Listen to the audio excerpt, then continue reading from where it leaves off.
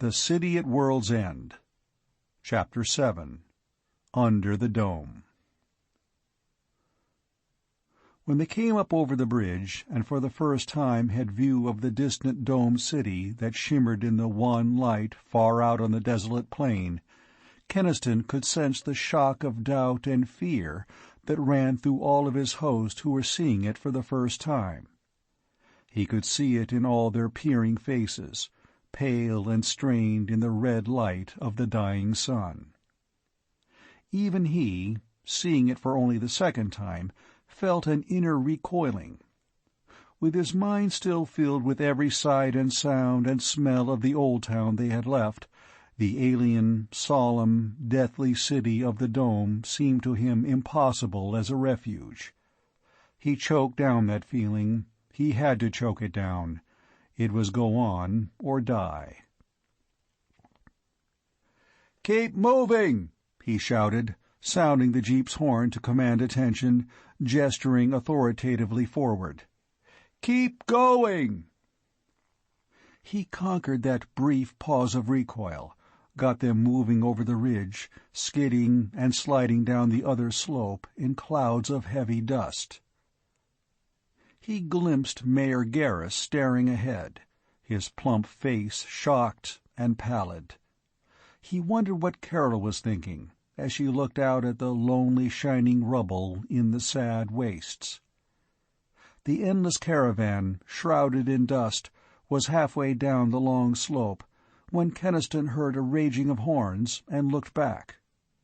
An old sedan had stopped squarely in the middle of the narrow track the trucks had beaten down across a shallow gully. Cars were pulling out around it, wallowing in soft earth, jamming their low-hung frames against the banks, getting inextricably tangled. Behind them, the line was damming up. Keniston yelled to Lauber to keep the head of the caravan moving on toward the distant dome, and then sent his jeep snorting back along the line. A knot of people had collected now around the offending sedan. Keniston hastily shouldered his way through them. "What the hell's going on here?" he demanded. "Whose car is this?" A weather-beaten middle-aged man turned to him, half scared, half apologetic. "Mine. My car. I'm John Borzak." He gestured to the back seat of the old sedan. "My wife, she's having a baby in there." He added as an afterthought, "My fifth." "Oh, Christ, that's all we needed," Keniston cried. Borzak looked instantly guilty.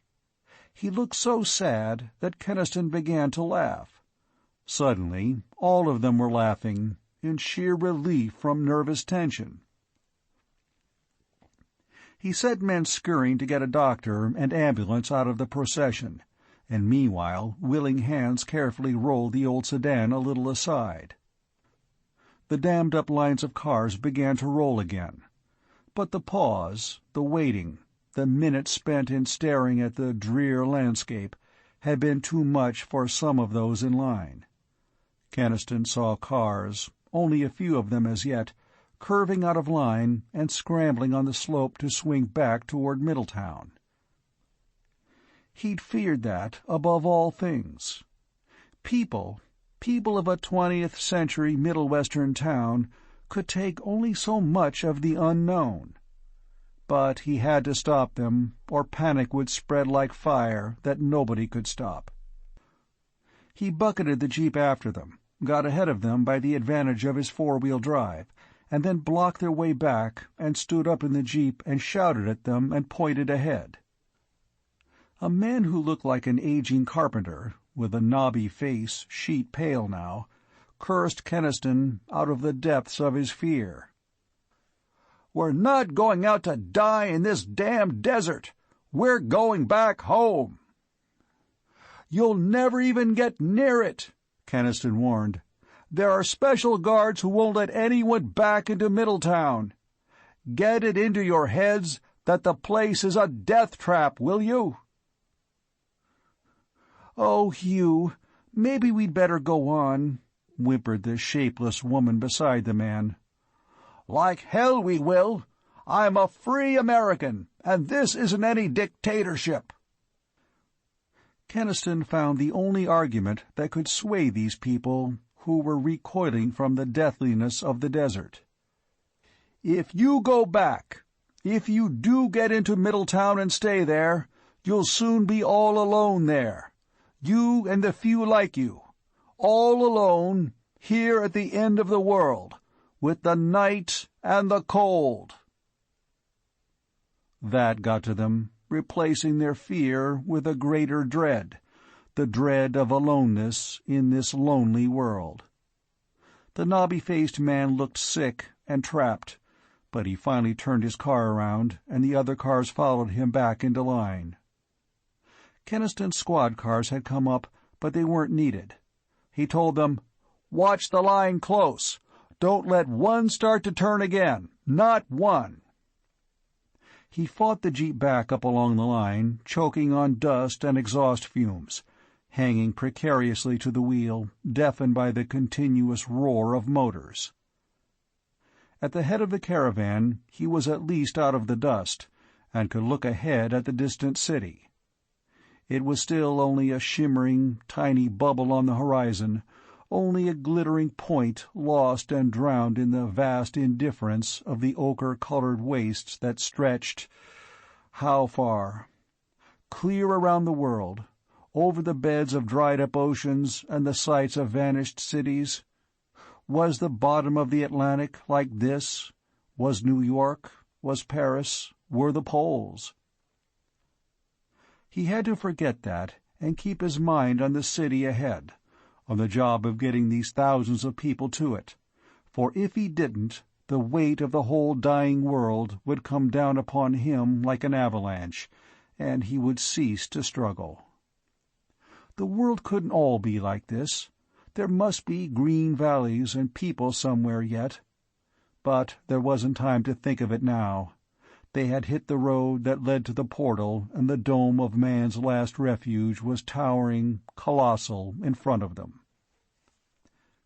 He saw that Hubbell's men had closed the portal.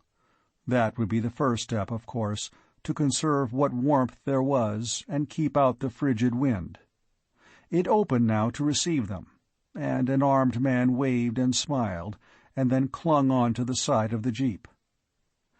"Straight up this boulevard and then turn. I'll show you. Yeah, we got the section ready. No sign of anything. I don't think even a mouse lives here anymore." A pause.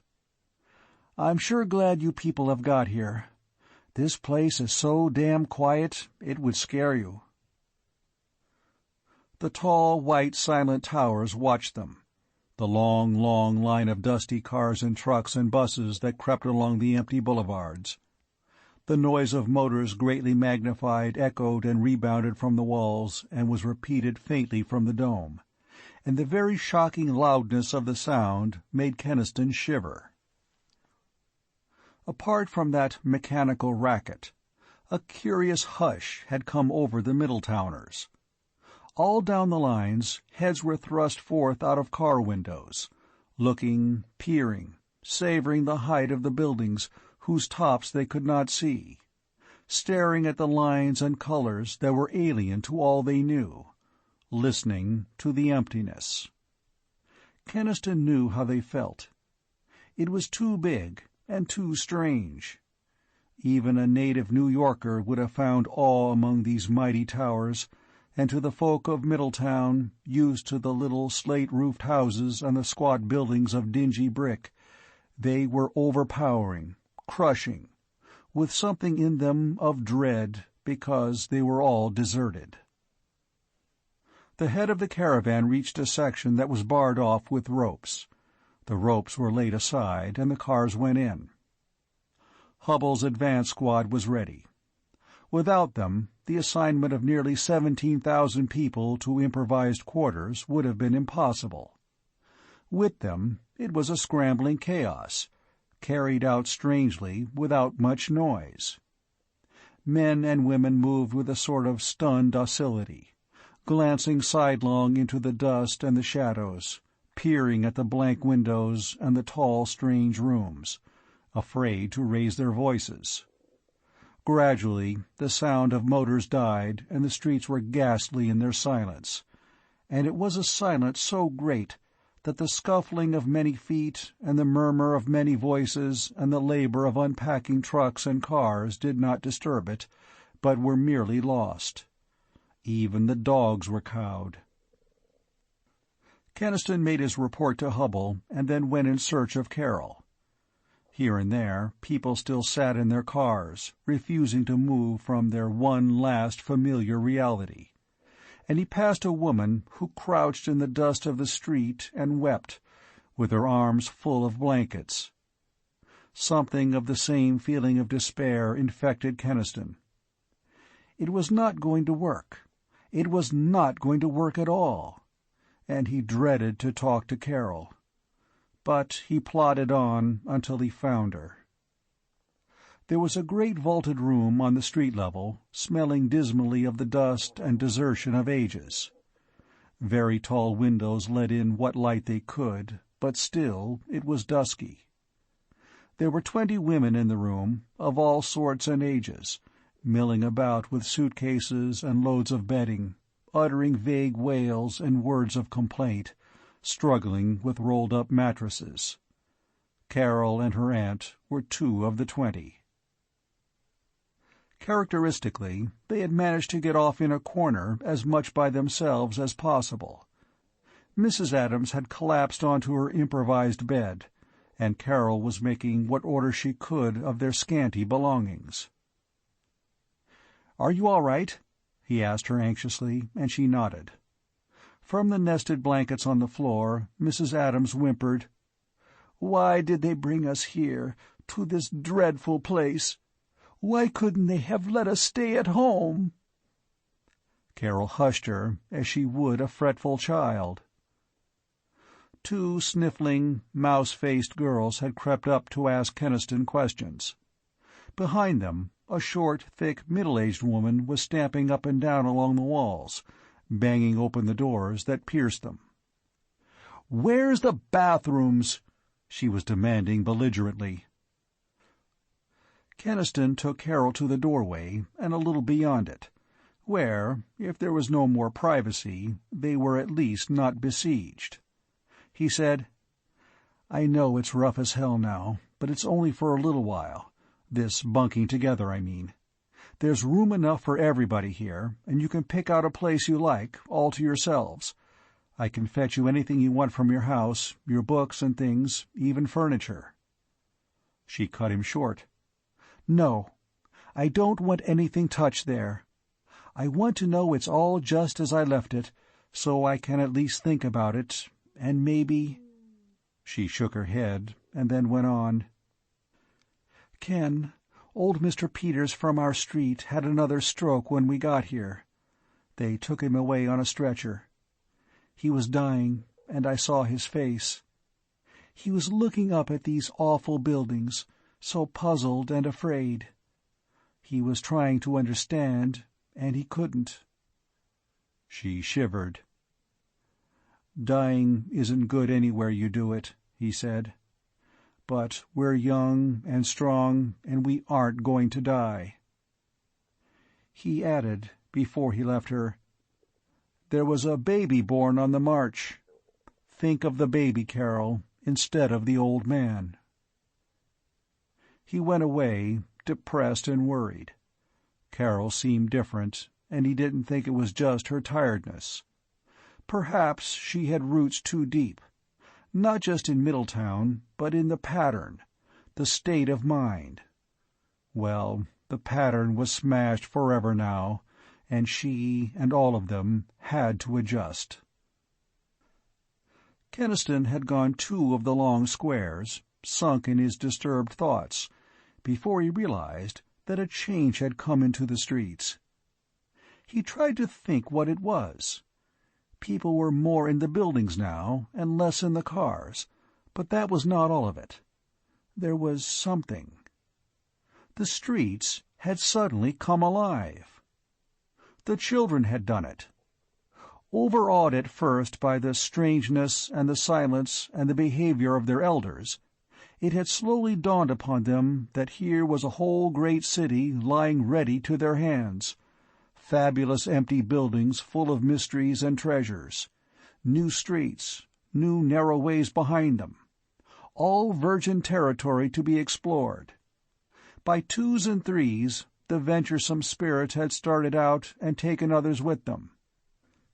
And now the lofty hallways rang with shouts and running feet. Small figures scudded to and fro across the pavement.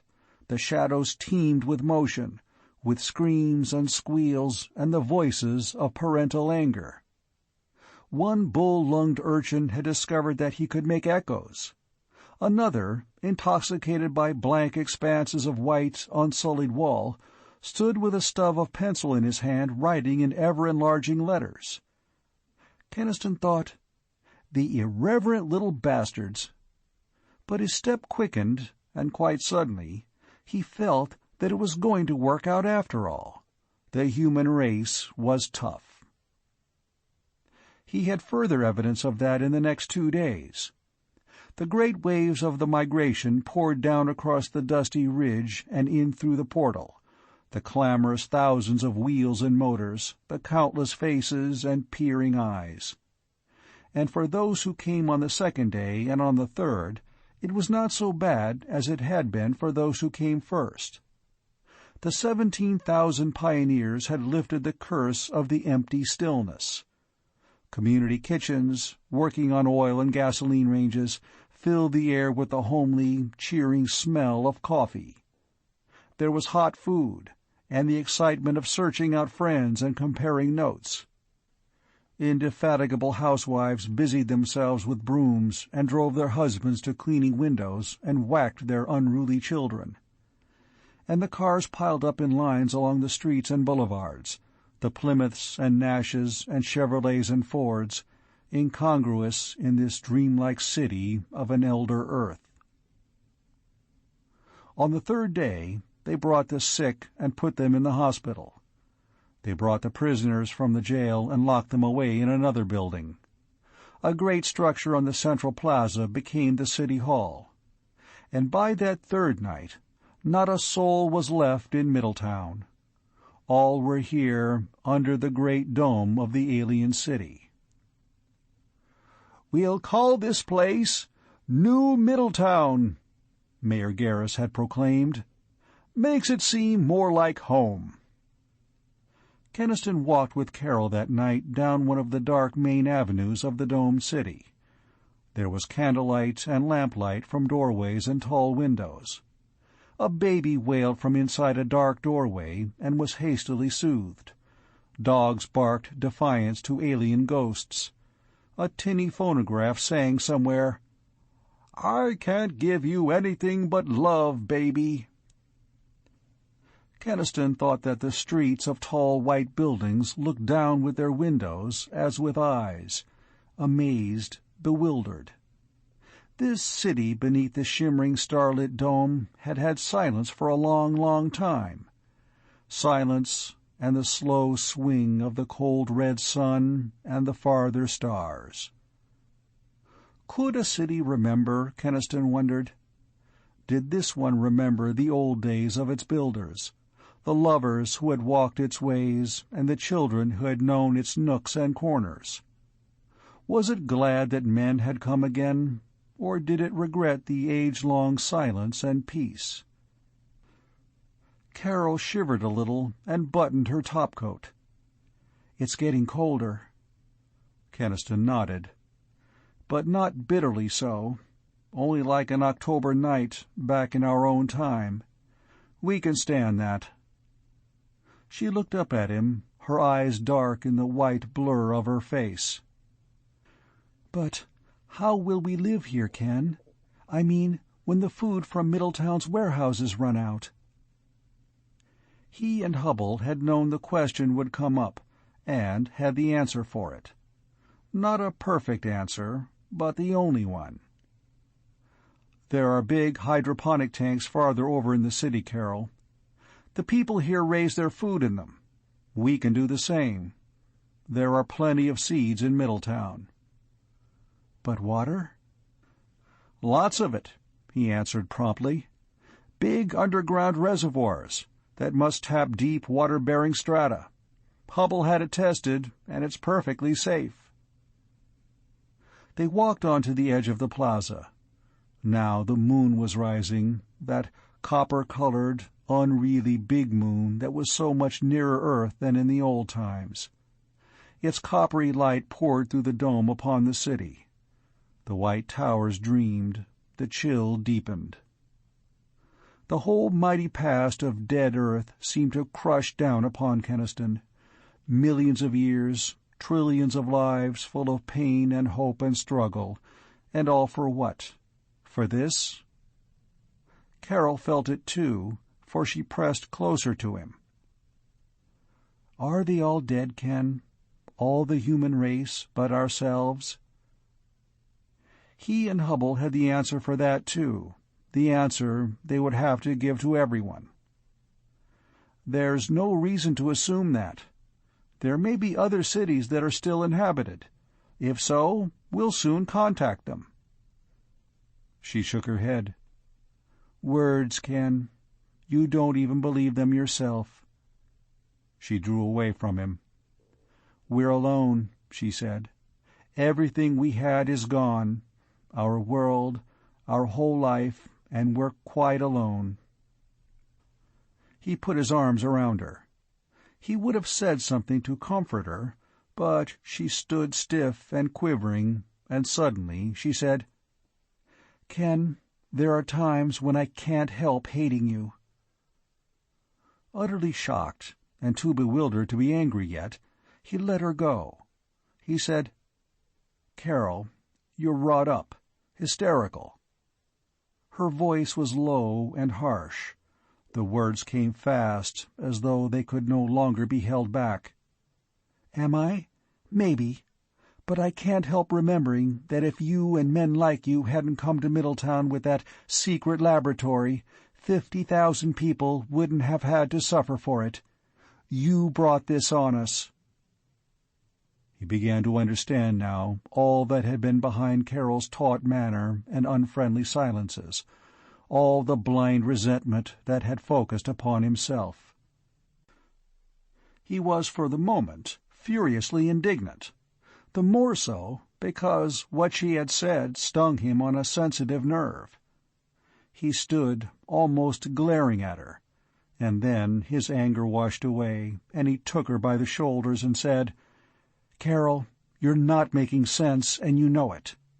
You're bitter because you've lost your home, your way of life, your world, and you're making me a scapegoat for that. You can't. We need each other more than ever, and we're not going to lose each other." She stared at him rigidly, then started to sob, and clung to him, crying. "Oh, Ken, don't let me be a fool. I'm so mixed up, I don't know my own mind any more." "All of us feel like that," he said. "But it'll come all right. Forget about it, Carol." But as he held her and soothed her and looked past her at the alien towers and the face of the alien moon, he knew that she could not completely forget, that deep resentment would not die easily, and that he would have to fight it. And it would be hard to fight, for there had been the sting of truth in her words, only a partial truth, but one he had not wanted ever to face. End of Chapter 7.